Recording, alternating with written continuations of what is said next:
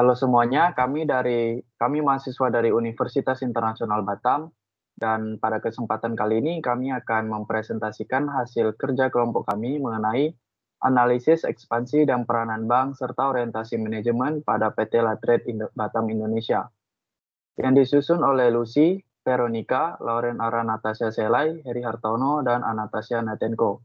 Dan presentasi kali ini mencakup mata kuliah Bisnis Internasional, Bank dan Lembaga Keuangan lainnya, Manajemen Perubahan, dan Komunikasi dan Etika Bisnis. Okay, next. Pertama, pendahuluan. Jadi, latar belakang. Di era globalisasi ini sangat membuat seluruh kehidupan manusia menjadi lebih mudah untuk saling terhubung dari satu negara dengan negara lain. Globalisasi juga akan mempengaruhi perekonomian satu negara, di mana dengan adanya globalisasi tentunya akan menyebabkan perdagangan bebas juga. Dan kegiatan ekspansi ini merupakan salah satu inisiatif strategi yang dilakukan oleh PT Latrade Indonesia dalam menghadapi perdagangan bebas. Seperti yang kita tahu, PT Latrade Indonesia ini merupakan perusahaan yang bergerak dalam bidang manufaktur yang berdiri sejak tahun 2000. Pada saat ini, PT Latrade Batam Indonesia telah melakukan berbagai ekspor ke beberapa negara, seperti Arab, Korea, Thailand, Myanmar, dan lain sebagainya. Dan tujuan ekspansi selanjutnya ini adalah Brunei Darussalam, karena negara ini dianggap berpotensi besar dalam mengembangkan perusahaan, dikarenakan memiliki perekonomian yang stabil gitu. Selanjutnya, rumusan masalah. Jadi yang pertama, apa saja yang mempengaruhi kegiatan ekspansi? Bagaimana peranan bank sebagai financial intermediaries dan financial innovation? Risiko apa saja yang muncul saat melakukan foreign market entry? Bagaimana sistem legal dan politik negara yang akan dilakukan ekspansi? Dan yang terakhir, bagaimana cultural excellence di negara tersebut? Selanjutnya, manfaat kegiatan. Jadi manfaat kegiatan ini antara lain untuk mengetahui apa saja yang mempengaruhi kegiatan ekspansi, risiko apa saja yang akan muncul, manajemen apa yang tepat dalam pengambilan keputusan perubahan, dan untuk menambah ilmu pengetahuan seputar materi yang dibahas dalam analisis kali ini. Okay, next.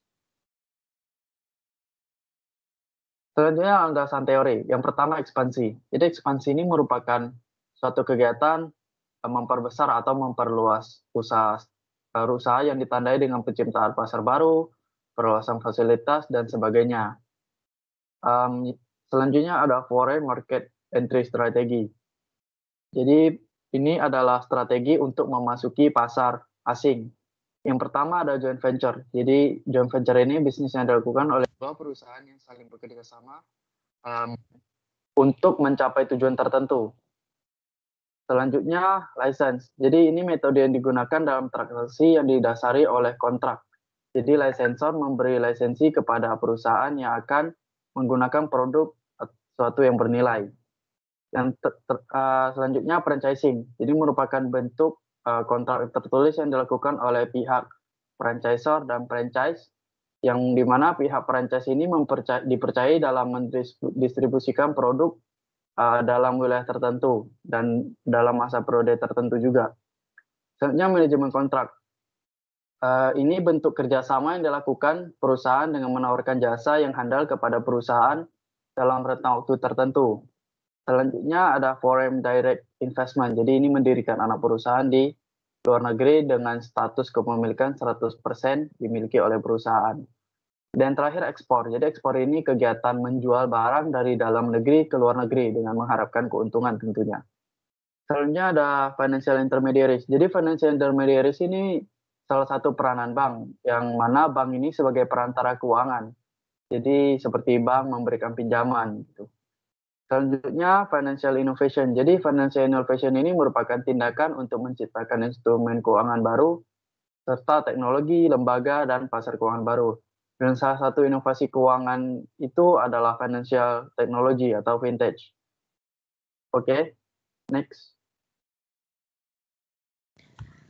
Oke, selanjutnya ada cultural risk. Cultural risk ini merupakan resiko yang akan dihadapi oleh sebuah perusahaan yang ingin terjun melakukan ekspansi ke luar negara atau go internasional, di mana resiko yang dihadapi ini berhubungan dengan kebudayaan yang ada di negara yang menjadi tujuan ketika melakukan ekspansi.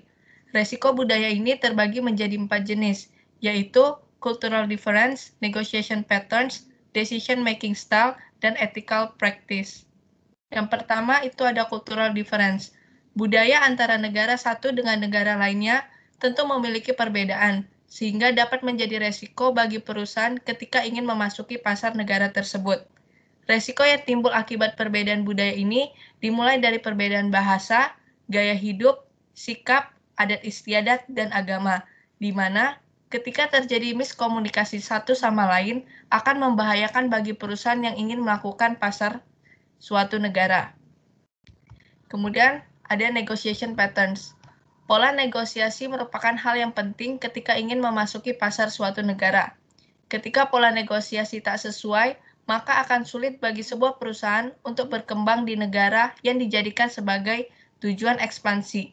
Dan ini menjadi salah satu resiko ketika ingin melakukan ekspansi dan perusahaan harus menyesuaikan pola negosiasi di negara tujuan agar dapat berjalan dengan lancar pula. Kemudian ada decision making style. Resiko selanjutnya adalah dari segi pengambilan keputusan. Pengambilan keputusan setiap negara tentunya berbeda karena adanya perbedaan ini, maka tiap perusahaan harus menyesuaikan pengambilan keputusan sesuai dengan negara tujuan. Misalnya, ketika ingin ekspansi ke negara Jepang, maka pengambilan keputusan dilakukan dalam waktu yang cukup panjang. Dan ketika melakukan ekspansi ke Kanada, maka keputusan harus diambil dengan cepat dan itu menjadi resiko bagi perusahaan ketika tidak mampu menyesuaikan gaya pengambilan keputusan di negara lain. Kemudian yang terakhir ada ethical practice. Praktik etis di setiap negara tentunya berbeda dari standar benar dan salah. Misalnya, di Afrika melakukan penyuapan dianggap hal yang biasa, dan di Swedia melakukan penyuapan merupakan hal yang dilarang. Oleh karena itu, perusahaan harus mencari tahu terlebih dahulu bagaimana praktik etis di negara yang dijadikan sebagai negara tujuan ekspansi, agar mengurangi resiko yang tidak diinginkan. Kemudian selanjutnya ada orientasi manajemen. Setiap perusahaan mempunyai kebebasan dalam memasarkan produknya ke segala penjuru dunia, sesuai dengan segmen pasar yang dituju. Kebebasan setiap pemasar dalam menentukan target pasar secara langsung atau tidak langsung akan dipengaruhi oleh orientasi manajemen. Orientasi dalam manajemen terdiri dari 3 pendekatan, yaitu ethnocentric orientation, polycentric orientation, dan geocentric orientation. Yang pertama ada ethnocentric orientation, artinya perusahaan tidak membedakan antara pasar dalam dan luar negeri, dan tetap menerapkan teknik yang sama di pasar luar negeri yang ditetapkan dalam pemasaran dalam negeri. Pendekatan ini mencerminkan sikap superioritas mengenai asal-usul atau tanah air dari perusahaan tersebut. Orang yang menerapkan budaya ini percaya bahwa apa yang telah mereka lakukan adalah yang terbaik dan apapun budaya yang ada di negara tersebut dianggap tidak bernilai bagi mereka. Kemudian ada polycentric orientation, merupakan praktik desentralisasi pemasaran, penelitian, dan pengembangan perusahaan nasional ke pasar lokal suatu negara di mana produknya dijual.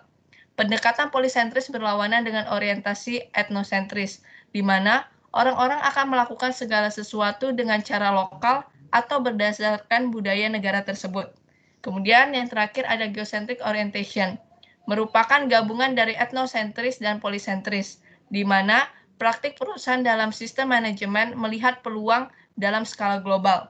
Praktik geosentris tidak diterapkan pada klasifikasi yang berdasarkan negara asal, melainkan berdasarkan keahlian dan pengetahuan mereka. Next.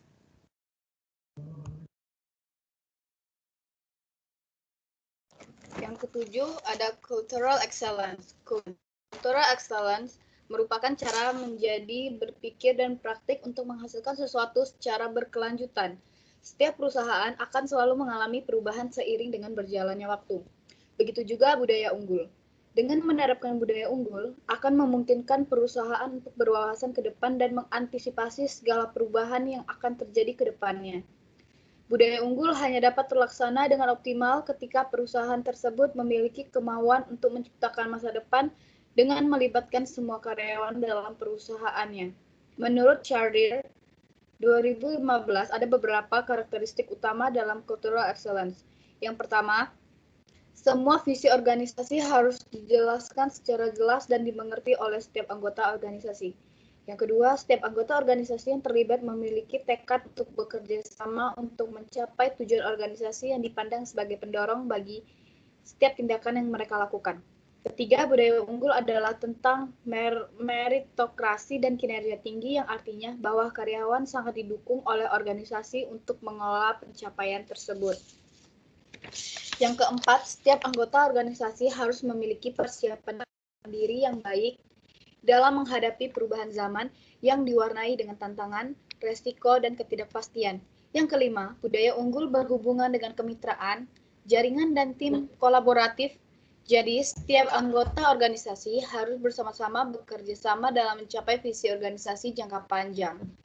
Yang keenam, budaya unggul mendukung adanya para pionir. Pionir ini adalah orang-orang yang memiliki inovatif dan berfokus pada menciptakan sesuatu yang baru. Pionir ini dianggap paling terbaik dalam keunggulan budaya karena mampu memperoleh hasil yang luar biasa dan belum pernah terjadi sebelumnya. Yang kedelapan, dimensi budaya Hofstede. Dalam penelitian Hofstede, terdapat 6 dimensi untuk mengukur kebudayaan masyarakat. Sudut pandang budaya menyubstitusi preferensi independen pada suatu kedudukan di atas kedudukan lainnya. Berikut ini 6 dimensi budayanya. Yang pertama ada power distance. Sifat tradisi nasional yang menggambarkan di mana masyarakat menampung kekuatan pada suatu institusi. Sudut pandang ini mengutarakan sejauh mana masyarakat bukan pemangku kepentingan memperkirakan suatu kekuasaan yang didistribusi secara tidak merata. Yang kedua, individualisme atau kolektivisme. Sifat tradisi yang menggambarkan di mana masyarakat bertindak sebagai individu daripada kelompok. Tiap individu memiliki yang tidak terikat. Kolektivisme. Sifat tradisi yang menggambarkan kerangka sosial di mana suatu individu mengharapkan perlindungan. Yang ketiga, maskulinitas, feminitas. Sifat tradisi yang dikaitkan dengan budaya, tangguh versus lembut. Nah, sifat ini cenderung pada distribusi peran antara laki-laki dan perempuan. Sisi maskulinitas ini dari sifat ini mewakili dalam segi pencapaian, ketegasan, dan kesuksesan. Dalam sisi maskulinitas, masyarakat umumnya lebih kompetitif. Kebalikan dari sisi maskulinitas yaitu sisi feminitas yang mencerminkan kerjasama, kesopanan, keperawatan, dan menjaga kualitas hidup. Yang keempat, Argentine avoids. Sifat tradisi ini menggambarkan mengenai penghindaran ketidakpastian. Masyarakat berusaha membuat hidup mereka sebisa mungkin dapat diprediksi dan dikendalikan. Tujuan dari sifat ini adalah untuk mendorong masyarakat agar lebih terbuka terhadap ide dan pendekatan yang berbeda hingga berguna untuk memberikan solusi yang relatif terstruktur. Yang kelima, orientasi jangka panjang versus jangka pendek. Sifat jangka panjang mengatakan bahwa masyarakat dengan orientasi jangka panjang cenderung lebih pragmatis, sederhana, dan hemat. Di sini penghematan dan pendidikan dipandang sebagai nilai positif dan masyarakat lebih ingin berkompromi. Sedangkan untuk orientasi jangka pendek, sifat tradisi ini mengatakan masyarakat lebih mengacu terhadap penekanan pada prinsip, konsistensi, dan kebenaran, dan biasanya jenis orientasi ini merupakan kebalikan dari orientasi jangka panjang sebab masyarakat menekankan nilai dan hak, dan masyarakat akan kurang ingin berkompromi terhadap ini akan dilihat sebagai kelemahan mereka. Next.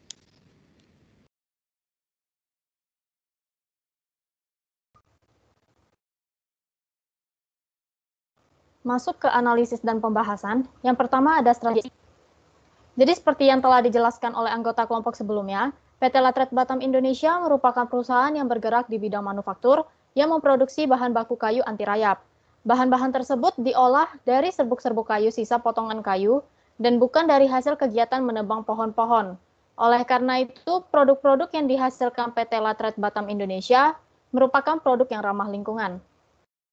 Strategi ekspansi yang dapat dilakukan adalah dengan menggunakan foreign market entry strategies. Jadi PT Latret Indonesia bisa menggunakan joint venture dengan perusahaan properti yang ada di Brunei Darussalam. Alasan memilih Brunei Darussalam adalah karena Brunei Darussalam merupakan salah satu negara dengan tingkat ekonomi yang stabil, bebas pajak, lalu memiliki gaya hidup yang bersih. Oleh karena itu, dengan dilakukannya joint venture ke Brunei Darussalam, merupakan pilihan yang tepat melihat sektor yang dimiliki oleh PT Latret Indonesia. Selanjutnya ada peran bank dalam hal ekspansi. Yang pertama ada bank sebagai intermediaris. Dalam kasus ekspansi yang dilakukan oleh PT Latret Indonesia, bank itu memiliki peranan yang penting di dalamnya. Jadi dalam melakukan ekspansi ke negara Brunei Darussalam, tentunya perusahaan membutuhkan dana ekspansi. Jadi bank di sini itu memiliki peranan sebagai penyalur dana yang dapat membantu kasus ekspansi dari PT Latret. PT Latret Indonesia ini akan melakukan peminjaman uang dari bank untuk membantu proses ekspansi dengan waktu dan tingkat suku bunga yang telah ditentukan. Kredit yang akan dipilih oleh PT Latret Indonesia yaitu SME atau Small Medium Enterprise. Jadi kredit SME ini atau biasa disebut dengan business banking merupakan kredit yang diberikan oleh bank kepada usaha yang sudah memiliki badan hukum dan juga memiliki izin yang lengkap. Pemberian limit kredit SME lebih besar daripada limit kredit mikro, di mana limit kredit SME beragam bergantung dari seberapa besar bank tersebut. Untuk modal usaha sendiri, PT Latret Indonesia tidak bergantung sepenuhnya kepada pinjaman kredit saja, tetapi juga pada kas perusahaan, sehingga limit yang diperlukan pinjaman kurang lebih 15 miliar. Yang kedua ada bank sebagai financial innovation. Seperti yang kita ketahui juga bahwa untuk saat ini bank sudah melakukan banyak inovasi yang bertujuan untuk mempermudah dalam melakukan transaksi jarak jauh dengan bantuan teknologi dan internet. Salah satu inovasi yang dilakukan adalah dengan membuat adanya internet banking dan juga mobile banking. Jadi ketika ingin menyalurkan dana ke negara tujuan, tentunya sudah tidak sulit lagi karena hanya bermodalkan smartphone dan internet saja, perusahaan sudah dapat melakukan transaksi ke luar negeri dikarenakan adanya sistem outward remittance. Terutama Bank Indonesia sudah banyak bekerja sama dengan Bank Brunei Darussalam yang menjadi tujuan ekspansi dan aplikasi-aplikasi yang mempermudah transaksi antar negara. Selanjutnya masuk ke resiko budaya. Jadi pastinya ada beberapa resiko budaya yang diperkirakan dapat muncul. Yang pertama ada cultural differences. Jadi budaya maupun kebiasaan masyarakat Brunei Darussalam secara keseluruhan itu tidak jauh berbeda dengan budaya bangsa Asia, termasuk budaya Indonesia. Seperti yang diketahui, Brunei Darussalam merupakan negara dengan kesatuan Islam monarki absolut dengan mayoritas penduduknya beragama Islam. Bahasa di Brunei Darussalam sendiri yang sering digunakan adalah bahasa Melayu, Inggris, dan Tionghoa, sehingga jika dilihat dari segi bahasa, tidak menjadi hambatan bagi PT Latret Indonesia untuk memasuki pasar negara tersebut. Bahkan masyarakat di sana juga mengerti dengan bahasa Indonesia, sehingga mempermudah dalam hal komunikasi. Yang kedua ada tata bicara. Jadi tata bicara masyarakat di Brunei Darussalam cenderung sopan dan menghindari konflik, sehingga mempermudah juga untuk PT Latret Indonesia ketika ingin memasuki pasar di negara tersebut. Gaya hidup di Brunei Darussalam juga cenderung mewah dengan banyaknya orang kaya dan sultan di sana, sehingga hal tersebut dapat menjadi peluang yang baik untuk PT Latret Indonesia ketika memasarkan produk mereka di sana. Yang ketiga ada negotiation pattern. Jadi pola negosiasi di Brunei Darussalam cenderung sama dengan Indonesia, di mana pola negosiasi yang dilakukan dengan santai dan dipikirkan dengan baik dan disetujui oleh kedua pihak. Jadi setelah negosiasi dilakukan, maka bisnis maupun ekspansi yang dirancang dapat dijalankan di Brunei Darussalam. Jadi jika dilihat dari segi negosiasi yang cenderung sama dengan negara Indonesia, maka tidak akan menjadi hambatan atau masalah besar bagi PT Latret Indonesia. Yang keempat ada decision making style. Jadi kalau dilihat dari segi pengambilan keputusan juga, jadi di negara yang menjadi tujuan ekspansi ini yaitu Brunei Darussalam, seharusnya nggak menjadi penghambat juga bagi PT Latret Indonesia. Karena pengambilan keputusan itu sama seperti Indonesia, di mana atasan yang mengambil keputusan dan karyawan itu mengikuti. Dan yang kelima yaitu ada ethical practice. Jadi praktik etika di negara Brunei Darussalam juga sama seperti negara Indonesia. Seperti yang kita ketahui, Brunei Darussalam merupakan negara kesatuan Islam monarki absolut dengan memperlakukan hukum sesuai dengan ketentuan agama Islam di mana korupsi itu dilarang, suap dilarang, dan tidak boleh meminum alkohol. Aturan tersebut juga berlaku di Indonesia sehingga tidak akan menjadi hambatan bagi PT Latret Indonesia karena tidak perlu menyesuaikan dengan praktik etika lagi di negara yang menjadi tujuan ekspansi.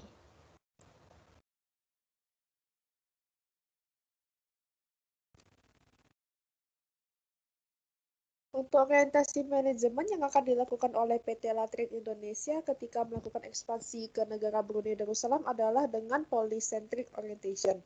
Nah, orientasi polysentris ini merupakan praktik desentralisasi pemasaran, penelitian, dan pengembangan perusahaan nasional ke pasar lokal suatu negara di mana produknya dijual. Pemilihan orientasi polisentris ini kami anggap paling pas untuk melakukan ekspansi ke negara Brunei Darussalam, karena dengan menerapkan pendekatan ini, perusahaan akan memiliki pengetahuan yang luas mengenai pasar dan angkatan kerja sehingga akan dengan mudah dalam membangun bisnis. Melalui pendekatan orientasi ini juga, kegiatan ekspansi yang dilakukan akan dengan mudah mendapatkan dukungan dari pemerintahan negara tuan rumah. Dalam hal ini, para manajer lokal yang akan berkomitmen dan juga bersemangat tinggi dalam melakukan tugas dan tanggung jawab perusahaan. Dalam analisis tipologi host kami ada 5 macam. Yang pertama ada power distance. Dalam suatu negara tentu saja terdapat perbedaan lingkungan sosial, status sosial, dan juga perilaku sosial. Untuk power distance antara negara Brunei Darussalam dengan Indonesia itu tidak jauh berbeda. Pengambilan keputusan ditentukan oleh atasan dan karyawan patuh terhadap keputusan tersebut. Yang kedua, individualisme versus kolektivisme. Dalam hal individualisme, Brunei saat ini memegang salah satu yang paling rendah dalam nilainya. Oleh karena itu, masyarakat Brunei adalah masyarakat yang paling kolektivis. Sama halnya dengan masyarakat Indonesia. Ini berarti ada preferensi yang tinggi untuk kerangka sosial yang terdefinisi dengan kuat di mana individu diharapkan menyesuaikan diri dengan cita-cita masyarakat dan dalam kelompok tempat mereka berada. Selanjutnya, uncertainty avoidance. Brunei Darussalam tidak akan merasa terancam terhadap hal yang tidak terduga atau tidak pasti. Masyarakat ini dengan mudah menerima ketidakpastian yang melekat dalam hidup, memiliki rasa toleransi terhadap berbagai macam ide dan perspektif orang lain, rela mengambil resiko, dan merupakan masyarakat yang sangat fleksibel. Indonesia juga memiliki preferensi yang rendah dalam menghindari ketidakpastian, yang artinya setiap orang mampu untuk memisahkan emosi internal dengan perilaku eksternal mereka. Untuk selanjutnya ada maskulinitas dan feminitas. Kedua negara ini memiliki sifat yang berbeda. Indonesia itu lebih mengacu kepada feminitas, karena mereka itu berfokus kepada kerja untuk hidup, manajer berjuang untuk konsensus, mereka menghargai kesetaraan, solidaritas, dan kualitas dalam kehidupan mereka kerja. Konflik diselesaikan dengan kompromi dan negosiasi. Insentif seperti waktu luang dan fleksibilitas itu lebih disukai. Sementara di Brunei itu dapat dianggap lebih sebagai maskulinitas, karena masyarakat mereka itu sangat kompetitif di antara para kelompok persaingan mereka. Untuk orientasi jangka panjang versus jangka pendek, Indonesia ini menunjukkan bahwa kebenaran sangat bergantung pada situasi, konteks, dan waktu. Mereka menunjukkan kemampuan untuk menyesuaikan tradisi dengan mudah dengan kondisi yang berubah, kecenderungan yang kuat untuk menabung dan berinvestasi, penghematan, dan ketekunan dalam mencapai hasil. Sementara, ini berorientasi jangka panjang karena nilai kerja mereka meliputi belajar, jujur, dan disiplin diri. Para pemimpin, manajer, dan bekerja berbagi aspirasi yang sama. Kedua negara lebih cenderung menegakkan orientasi jangka panjang karena mereka fleksibel akan perubahan yang diterapkan. Next. Sekarang kita masuk ke dalam sistem legal dan sistem politik. Brunei Darussalam ini merupakan negara dengan pemerintahan monarki absolut yang berdasar pada hukum Islam dengan sultan yang menjadi kepala negara dan kepala pemerintahan. Untuk sistem hukum di Brunei berpatokan kepada sistem hukum Inggris dengan pencampuran sistem syariah untuk masyarakat muslim. Brunei merupakan negara pertama dengan sistem hukum Islam yang ketat, baik untuk masyarakat muslim maupun non-muslim. Pada dasarnya sultan mempunyai kekuatan legislatif terbesar. Nah, country risk yang akan timbul pasti ada dan tidak dapat dihindari, namun dapat diminimalkan tingkat resikonya. Country risk ini biasanya dipengaruhi oleh sistem politik dan keuangan. Risiko lain yang kemungkinan besar akan muncul adalah perbedaan kebudayaan antara Indonesia dan juga Brunei. Adalah sikap penduduk. Setiap negara pastinya memiliki ciri khas masing-masing. Dalam hal ini bisa saja muncul perbedaan cara kerja, mindset, dan juga perilaku dari masyarakat di Brunei sehingga dapat menghambat jalannya kegiatan operasional perusahaan. Next ada cultural excellence, merupakan suatu budaya yang pola pikir dan cara hidupnya itu berorientasi pada mutu serta memberikan penghargaan tinggi terhadap mutu tersebut. Budaya unggul berorientasi kepada orang, di mana perusahaan akan berfokus kepada melibatkan karyawan secara aktif untuk menghadapi setiap tantangan yang disebabkan oleh suatu perubahan.